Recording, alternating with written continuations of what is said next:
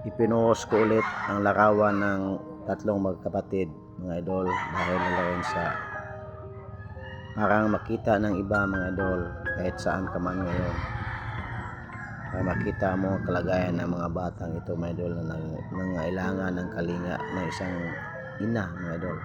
Subalit ang kanilang ina, mga idol, ay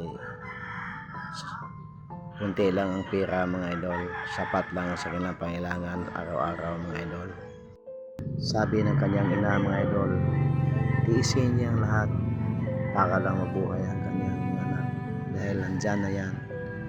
Hindi na siya umaasa ng ibang tao, mga idol, dahil napakahirap ng isang ina kahit ganyan na ang mga batang kalagayan, mga idol.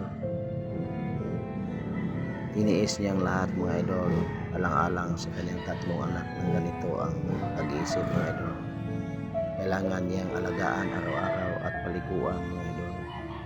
Kaya hindi ito marunong maglinis sa kanilang katawan.